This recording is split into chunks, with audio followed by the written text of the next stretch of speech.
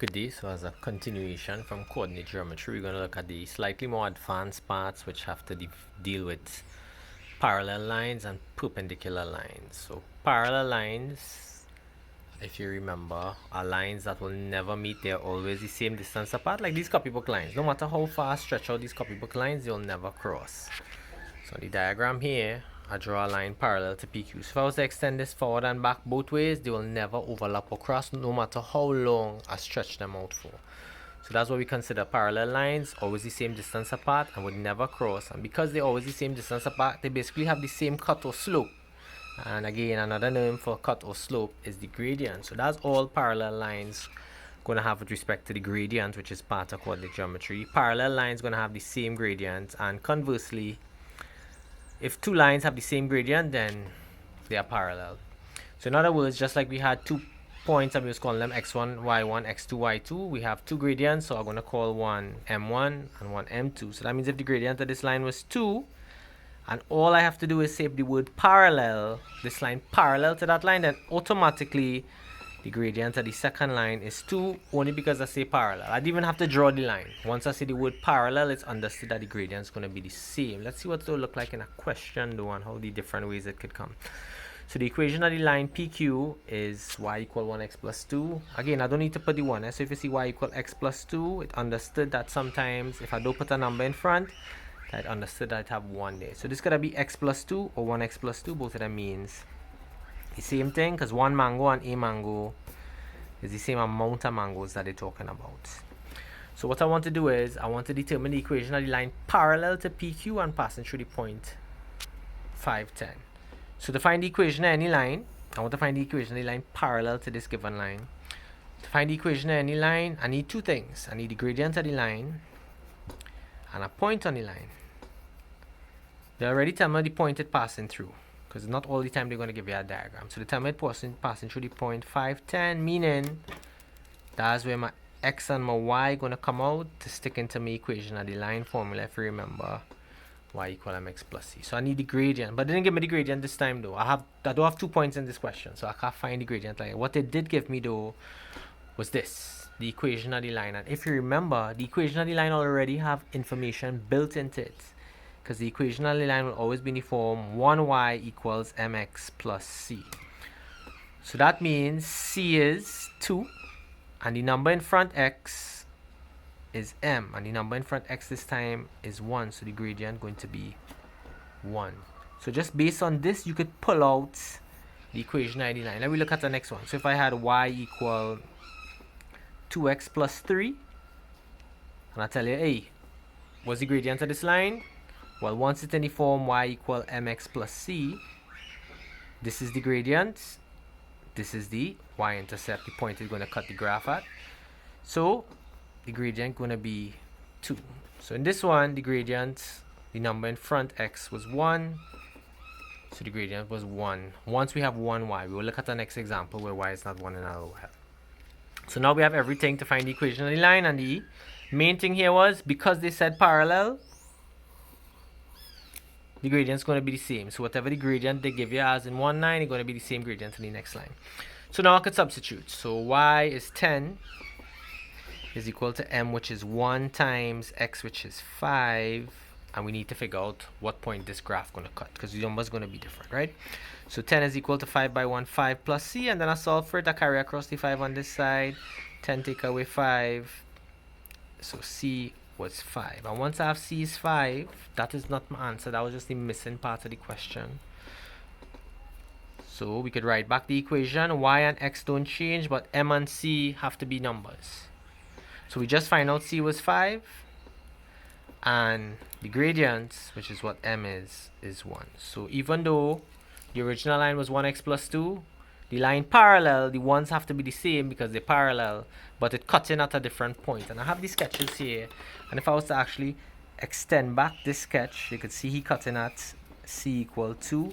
And if I was to extend back this sketch, you could see he cutting the graph at c equal 5.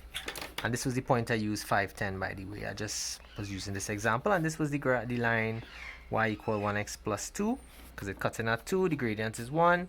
This is the new line that we find, y equals 1x plus 5. Same steepness, which is the 1, cutting at c equal 5. So this is the easier one.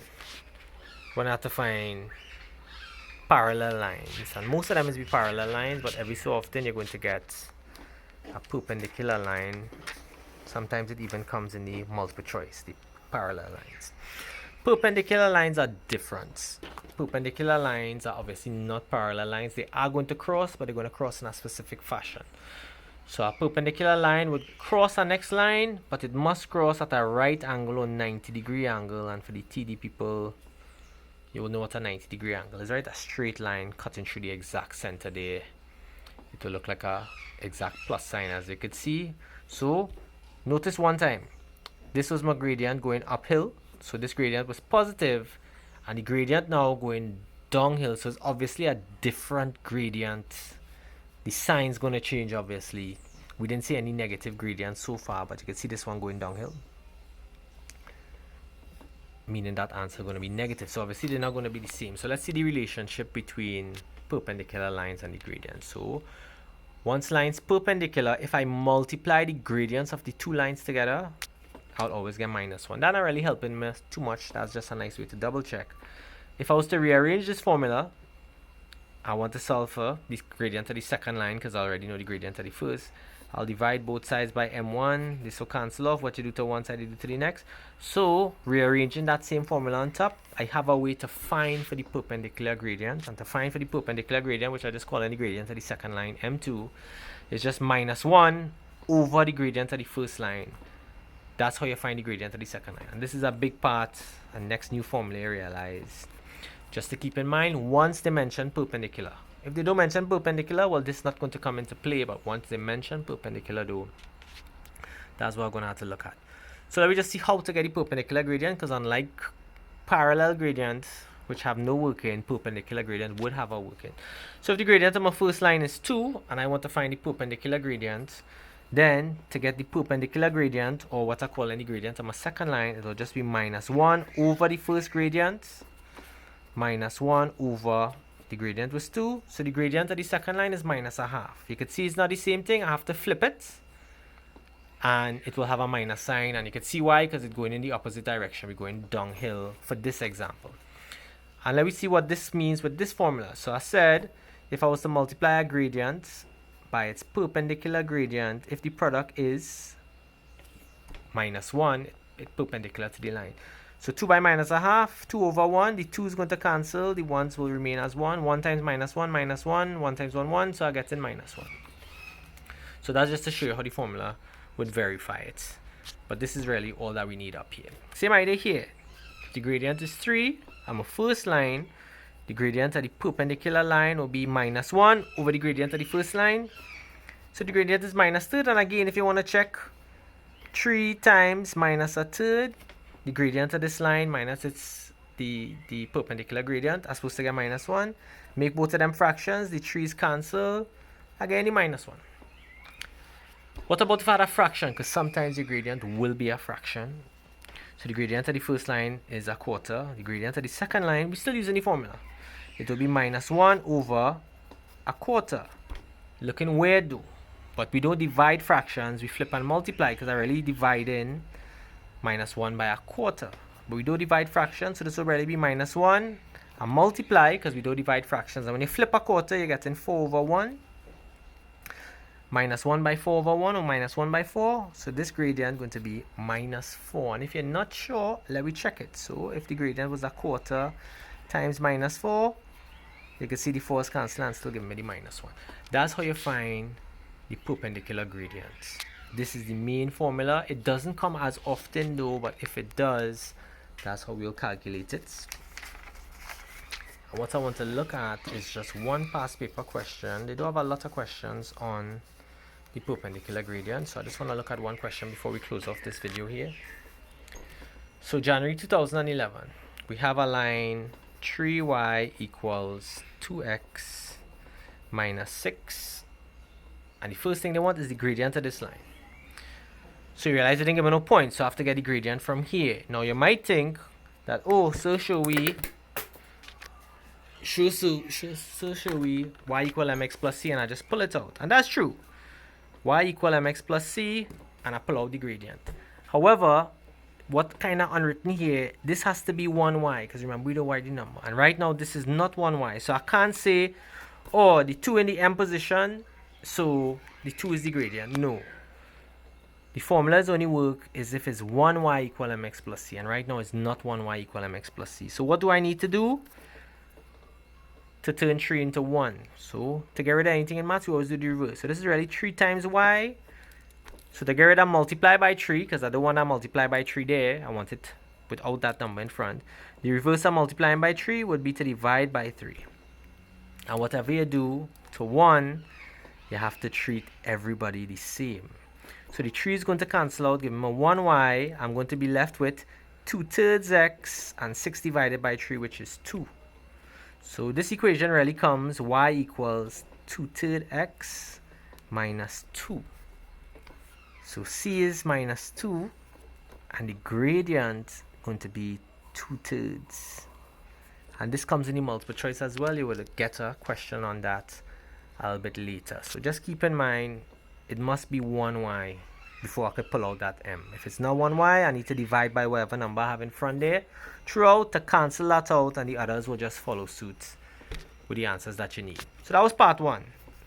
The gradient of this line is 2/3. And guess what they want now? They want something with perpendicular gradient for this one. So for the second part, they want the equation of the line perpendicular. So you see how they use that word perpendicular to this same graph that we had. Sorry, it's the same line and passing through the point 47. So to get the equation of any line, we need 2 pieces of information: the gradient of the line and a point on the line.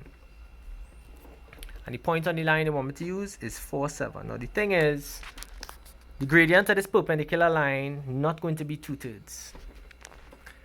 That's the gradient of the regular line. Since they say perpendicular, the first thing I have to do now is get the perpendicular gradient. So this is m1, so I want the perpendicular m2, which will be minus 1 over the gradient that they give me, which is 2/3.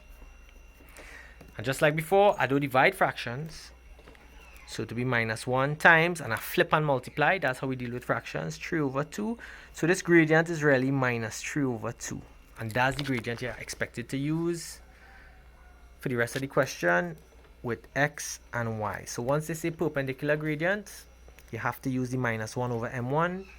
When you get your answer, that will be the m that you're using in y equal mx plus c. Like I said, this is as hard as this gets for this topic, by the way. So y is 7. We just find out m is minus 3 over 2. That's what we work out there. Times x is 4 plus c. When you have fractions, some people find it easier to make both sides fractions just in case I could cancel. And in this case, we could cancel because 2 into 2, 1. 2 into 4, 2. So I left with minus 3 times 2 on the top, 1 by 1 on the bottom. Minus 3 times 2 is minus 6. Plus c on this side, and here I have 7. And I want to solve for c. So whatever number here, to keep c by itself, I carry it across. But when you carry it across, the sign going to change. So in other words, I add in 6 to both sides to get rid of the minus 6. I do the opposite, which is plus 6. We'll go through all of this already. So when I carry it across, it's going to be 7 add 6. So c is really 13. Again, that's not my answer. That was the missing piece. So now I could write the equation of the line where y and x are variables and could change. But m and c are numbers that we have to put in specific to this question. We just find out c is positive 13. And what the gradient going to be again?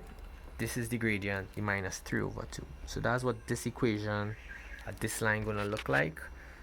And again, this doesn't come often. This is just to show you what it would look like if it does come. And this would bring us to the end of coordinate geometry. We'll see what topic we're doing next.